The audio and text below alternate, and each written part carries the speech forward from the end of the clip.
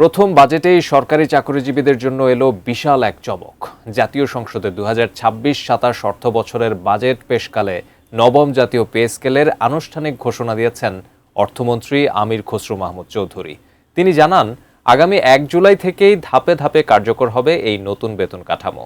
তবে এই নতুন চমকে কার কত টাকা বেতন বাড়ছে, বিস্তারিত জানাচ্ছেন মেহেদী হাসান। 2015 সালে অষ্টম জাতীয় পে স্কেল ঘোষণার পর কেটে গেছে প্রায় 11 বছর। এই দীর্ঘ সময় একদিকে যেমন মূল্যস্ফীতি বেড়েছে, তেমনি বেড়েছে জীবনযাত্রার ব্যয়। কিন্তু সরকারি চাকরিজীবীরা একই বেতন কাঠামোর আওতায় বেতন ভাতা পেয়ে আসছিলেন। ফলে নতুন পে স্কেলের দাবি দীর্ঘদিন ধরেই আলোচনায় ছিল। আর সেই দীর্ঘ প্রতীক্ষার অবসান ঘটিয়ে আগামী 1 জুলাই থেকে কার্যকর হতে যাচ্ছে বহুল প্রতীক্ষিত নবম জাতীয় পে স্কেল। এই প্রেক্ষাপটে জাতীয় সংসদে 2026-27 অর্থ বছরের বাজেট বক্তব্য উপস্থাপনকালে আনুষ্ঠানিক ঘোষণা দেন অর্থমন্ত্রী আমির খসরু মাহমুদ চৌধুরী। সরকারি কর্মচারীরা বিগত প্রায় 11 বছর যাবৎ একই বেতন কাঠামোতে বেতন ভাতা পাচ্ছে।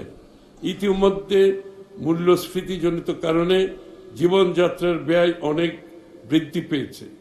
আমরা সরকারি কর্মচারীদের জন্য নতুন বেতন কাঠামো আগামী 1 জুলাই 2026 হতে ধাপে ধাপে বাস্তবায়ন করার ঘোষণা দিচ্ছে মাননীয় স্পিকার। কোয়ালিটি সম্পন্ন আন্তর্জাতিক মানের still bar CSRM, committed for better still. তার এমন ঘোষণার পর নতুন বেতন কাঠামোর বিভিন্ন দিকও সামনে এসেছে। নতুন পে স্কেলে সর্বনিম্ন ও সর্বোচ্চ গ্রেডের মূল বেতনের অনুপাত রাখা হয়েছে 1/8।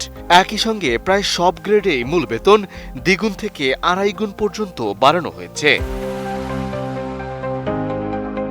নতুন বেতন তালিকা অনুযায়ী সবচেয়ে বেশি মূল বেতন নির্ধারণ করা হয়েছে প্রথম গ্রেডে। এই গ্রেডে মূল বেতন 78,000 টাকা থেকে বেড়ে 1,60,000 টাকা করা হয়েছে। একইভাবে দ্বিতীয় গ্রেডে 66,000 টাকা থেকে বাড়িয়ে 1,32,000 টাকা এবং তৃতীয় গ্রেডে 56,500 টাকা থেকে 1,13,000 টাকা নির্ধারণ করা হয়েছে। এছাড়া চতুর্থ গ্রেডে 1 লাখ এবং পঞ্চম গ্রেডে 86,000 টাকা মূল বেতন প্রস্তাব করা হয়েছে। এদিকে মধ্যম স্তরের চাকরিজীবীদের জন্য থাকছে উল্লেখযোগ্য বেতন বৃদ্ধি। নতুন কাঠামো অনুযায়ী ষষ্ঠ গ্রেডে 71,000, সপ্তম গ্রেডে 58,000, অষ্টম গ্রেডে 47,200 এবং নবম গ্রেডে 45,100 টাকা মূল বেতন নির্ধারণ করা হয়েছে। পাশাপাশি দশম গ্রেডে 32,000 এবং একাদশ গ্রেডে 25,000 টাকা মূল বেতন প্রস্তাব করা হয়েছে। ফলে এই স্তরের কর্মচারীরাও আগের তুলনায় অনেক বেশি আর্থিক সুবিধা পাবেন। শুধু উচ্চ ও মধ্যম গ্রেড নয়, নিম্ন গ্রেডের কর্মচারীদের বেতনেও বড় ধরনের পরিবর্তন আনা হয়েছে।